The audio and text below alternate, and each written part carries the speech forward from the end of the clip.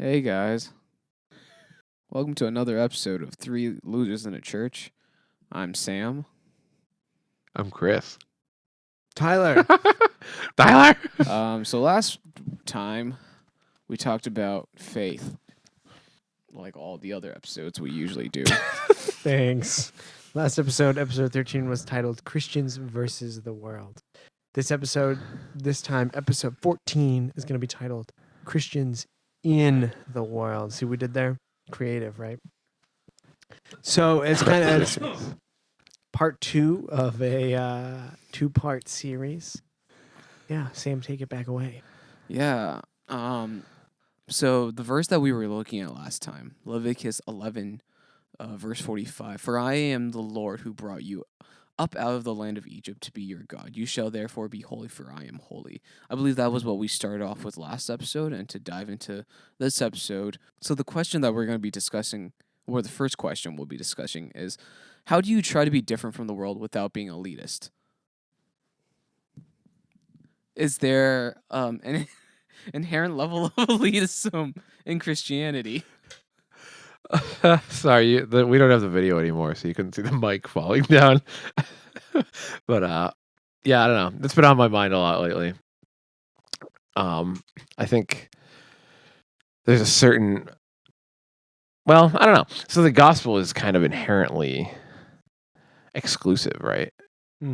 Like Jesus says, there's one way to the Father, and I think right there is like immediately very jarring to people who are hearing the gospel for the first time or like struggling with faith. Interesting. Yeah. And then like, of course, there's the way that we present it also. It can be very exclusive. Yeah. Yeah, it's supposed to be inclusive. Yeah. We were talking about sort of that in our discussion groups last night too, where like there's a way of presenting information.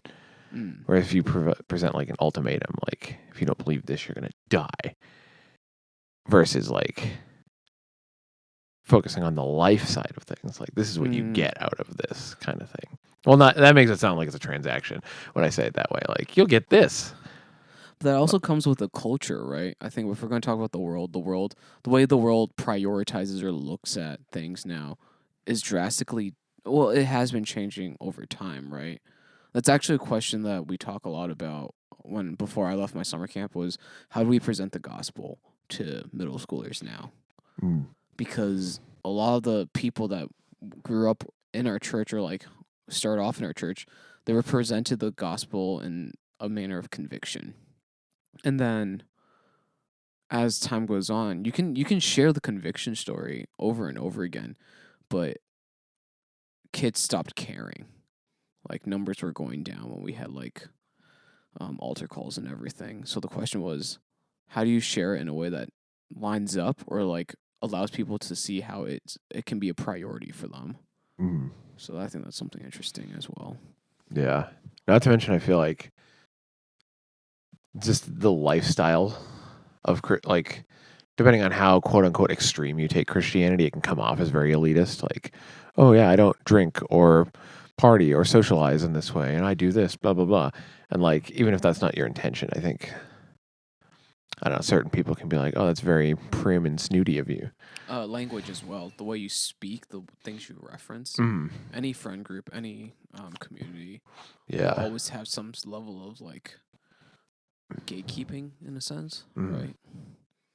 Because you don't have that knowledge or that shared experience, therefore you do not understand. The word elitism just has really negative vibes. Yeah. And so does like exclusive in some ways.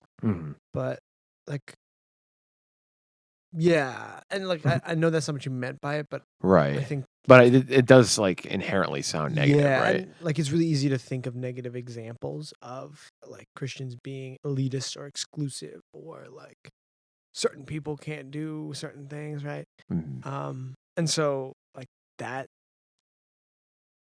I think is kind of inherent in some ways, as the question says, but also like that's not like the level of real exclusive and like elitism. I'm drawing a blank for a better word, but like that does exist.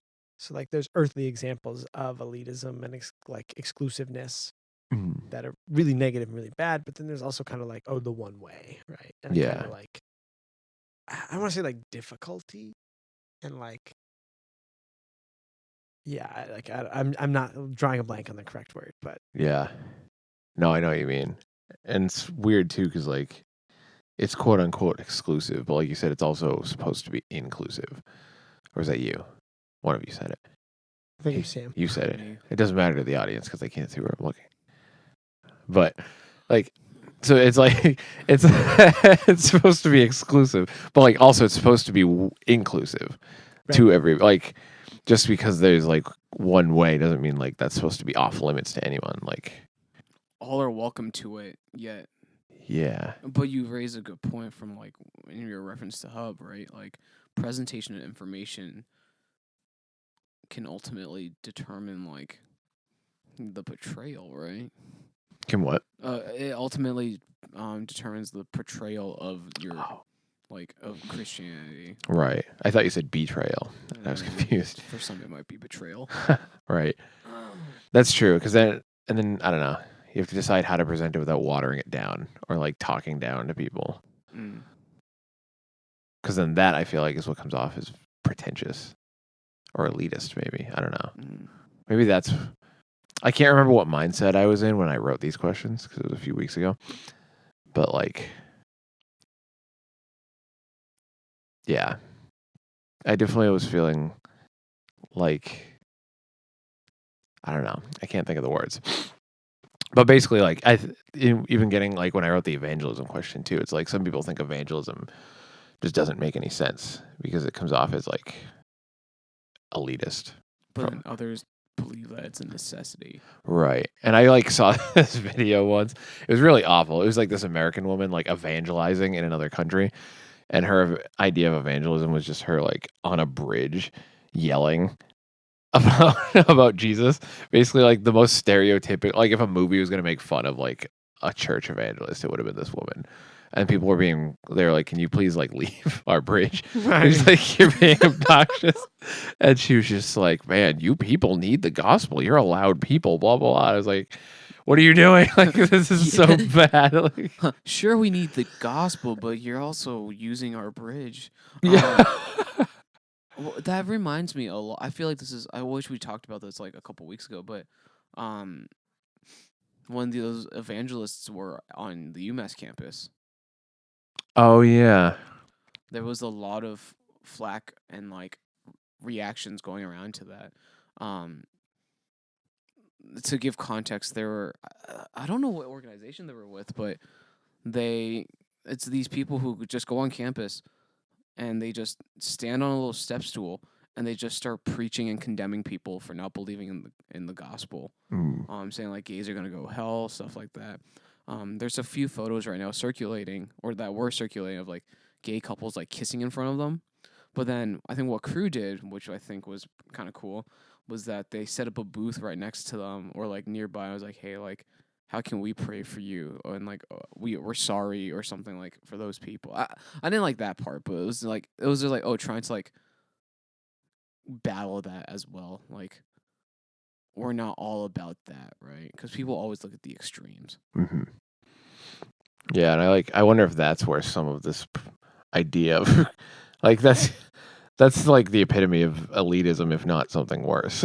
You know, like Agreed. I'm way better than you, blah blah blah, and like I'm to the point where I'm just gonna get up and yell about it. What's the thing that Pastor Josh showed you, Tyler, when you were in Hub? Bullhorn guy. Bullhorn guy. That's the first thing that came to mind when you started describing that. I remember that. I think that was a Rob Bell video, right? If I can remember correctly, it's a Rap Bell video. But yeah, in kind of a premise, it's about a lot of the time, especially in cities and stuff. And that was a prime example of just like kind of poorly executed evangelism, for lack of a better word. But where it's just like loud and unnecessary and overtly negative and kind of condemning, instead of like loving and like adjusting people well, right? And kind of, but in a way, kind of us sitting here, right? I was thinking about this where it's like, that's bad evangelism. and like this is good. And I was like, wait, like what? Like why do I think I have the right idea of what is good and bad? And I was like, then I was kind of spiraling. But like yeah, like so there's a whole nother like level to this of like what we perceive us as a group, I as a person, as good and bad, effective, not effective evangelism, right? Right. Yeah, and like to what degree am I right? And of course, there's extremes, and you can point to either side, be like, "Oh, that's not enough," or "That's a little much." But Right. Because I feel like I heard somebody recently say that like evangelism's outdated or something along those lines, and I don't know. I don't know what to think of that because I can definitely see why somebody would say something like that, but also, like we're told to spread the gospel. But I think that's such an interesting point though. Like, it's how people interpret that phrase. Spread the gospel, right? Because when Tyler was talking about like, oh, like who is he to judge, or who is he to like say that's good or bad evangelism?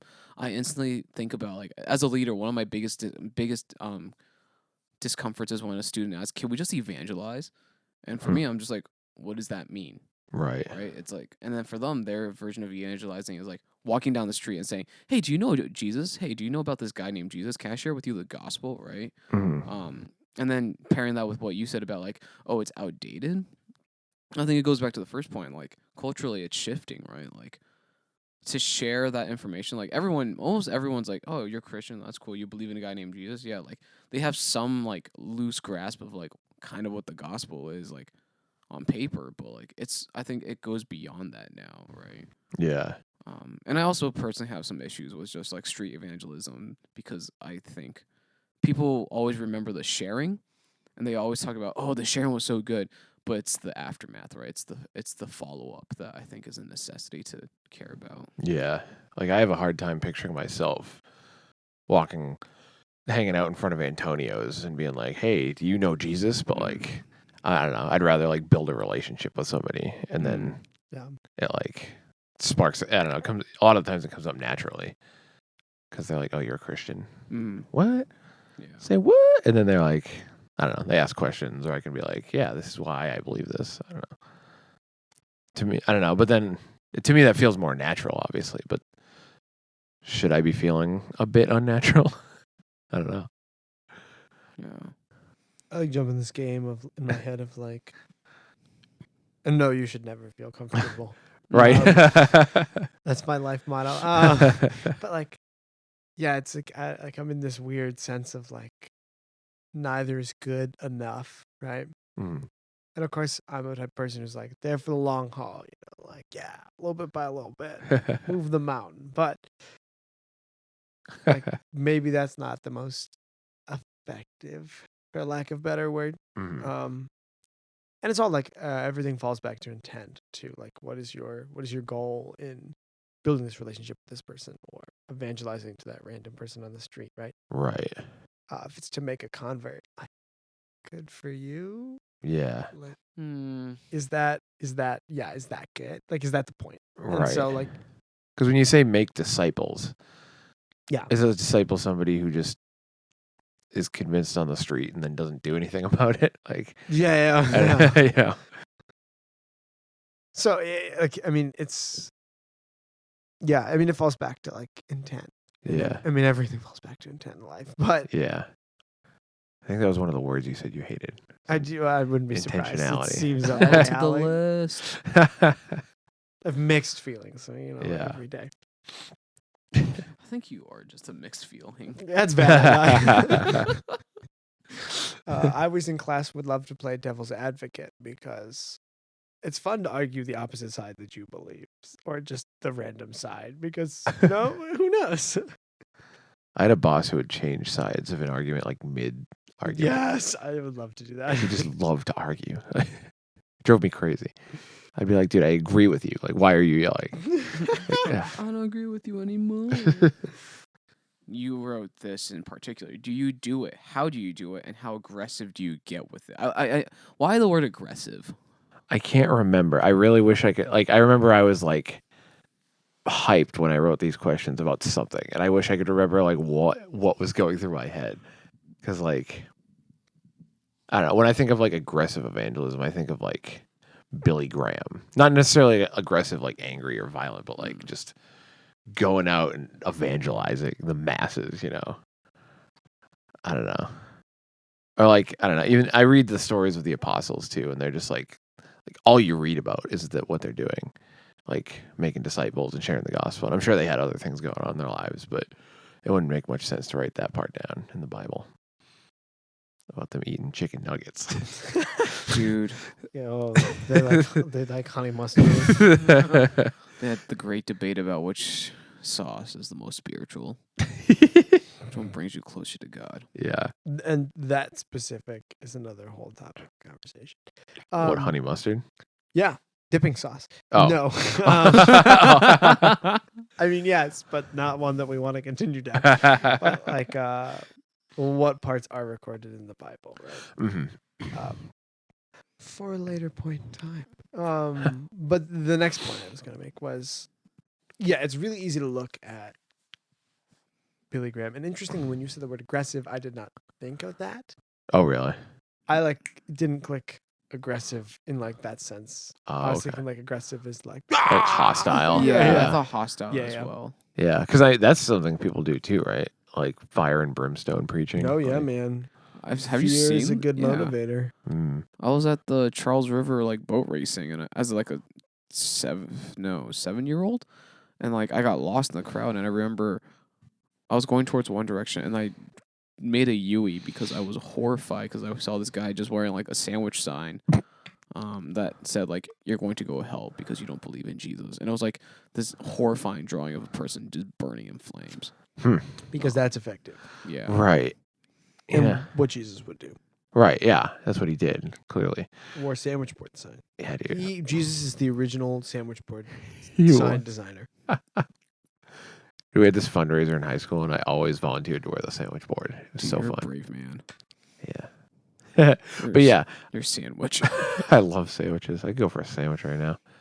Back to what I was saying. Thank you. So the level of like the word aggressive, I like Oh, yeah. didn't really think of that way. And then when you started explaining it, I was like, oh, interesting. And of course you said like, oh, it's really easy to look at like Pentecost and like other big evangelism days, spreading the gospel days, right? It's really easy to look back to like the ancient church and be like, oh, they did it right. Yeah, right. And of course that I love that so much because they were just as bad as we are now. Oh, yeah. But if not, I can't say if not worse, but in some cases. in some cases, they had some good, very strong city at times. But There are a lot of misunderstandings.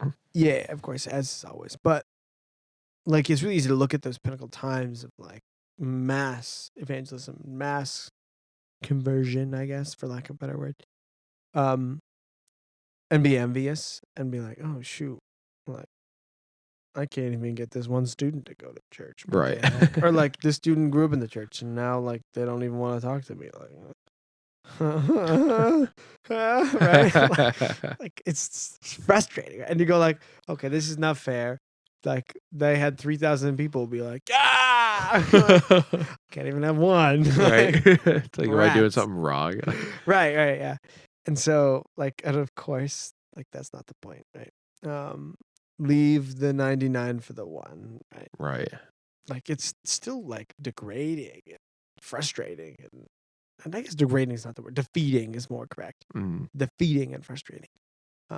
So like, you want to succeed, you want to do well, you want to have loved ones, you know, be Christians, follow God, that kind of stuff.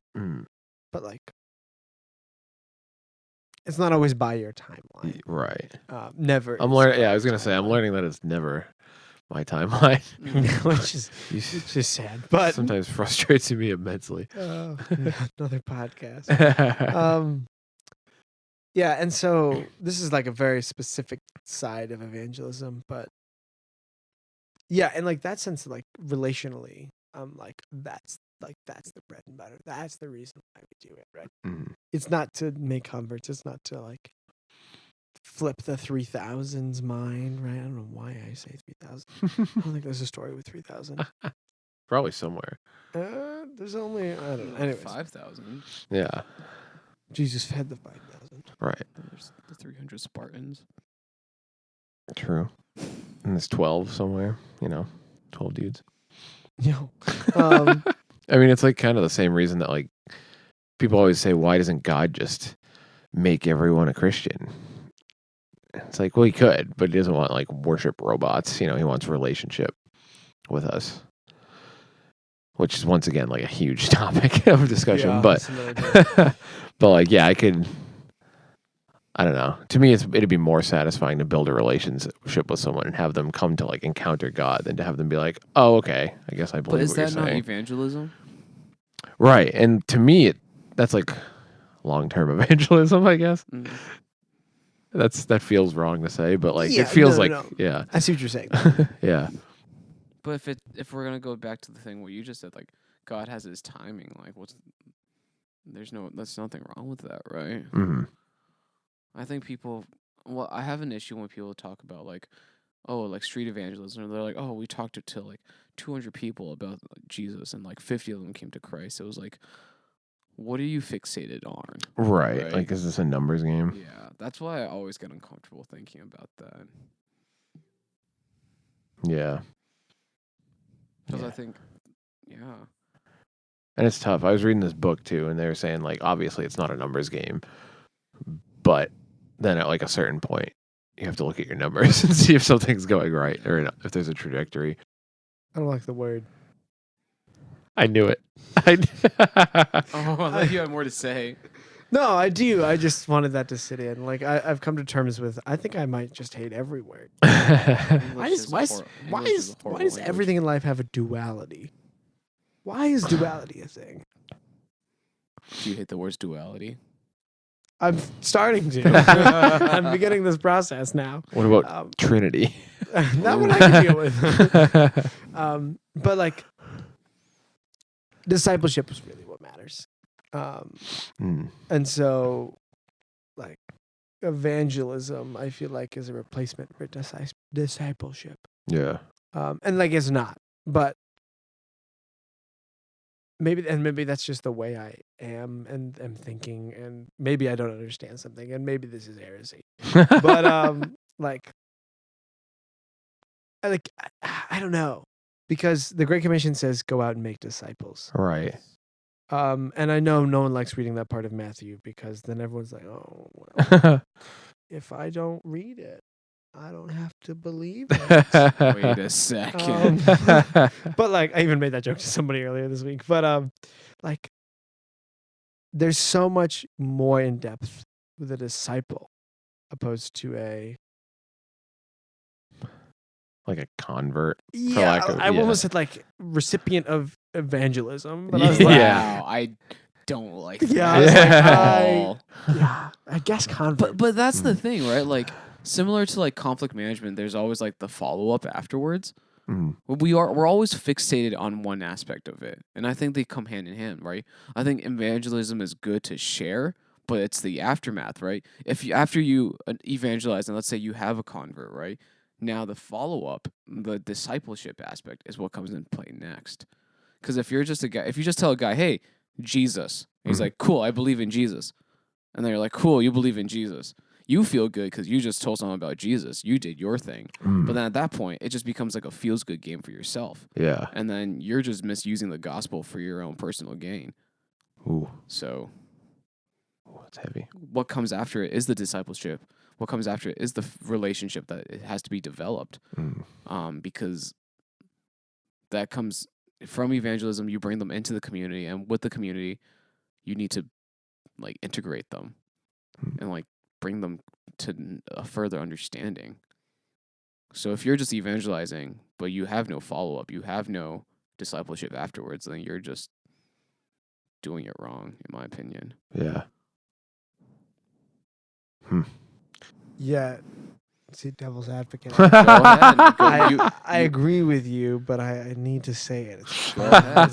Say it. I can't not. Say it. Yet are we anything but those who plant seeds? So there's the Bible passage, right? It's like talking about planting seeds, right? But then there are also those who water the seeds. Yeah, Oh. but it doesn't have to be the same person. No, it doesn't.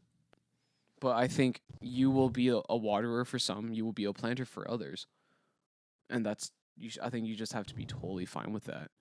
Oh, for sure. Yeah.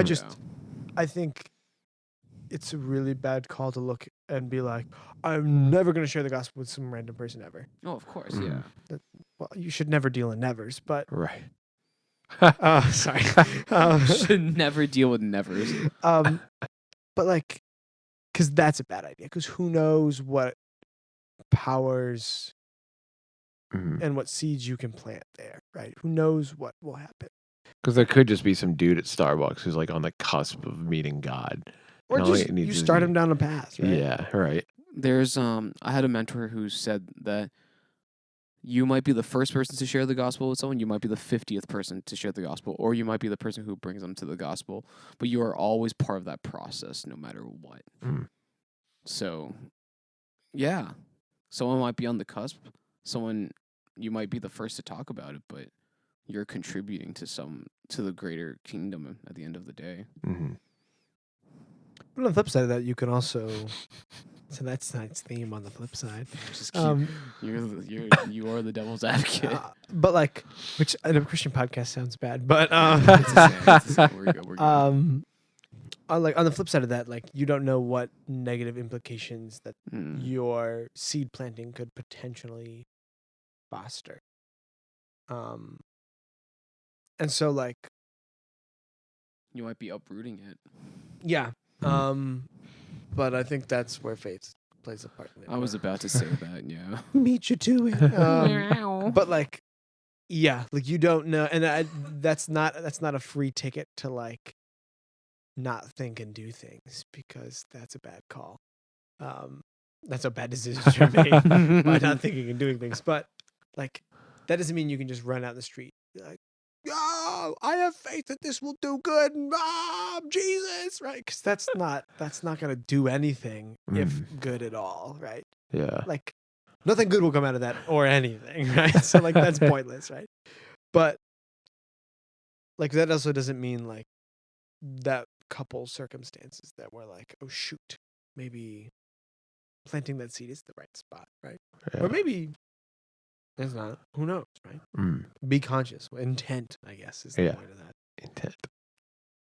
So in conclusion, we've reached no conclusions. Do we ever reach actual conclusions on this podcast?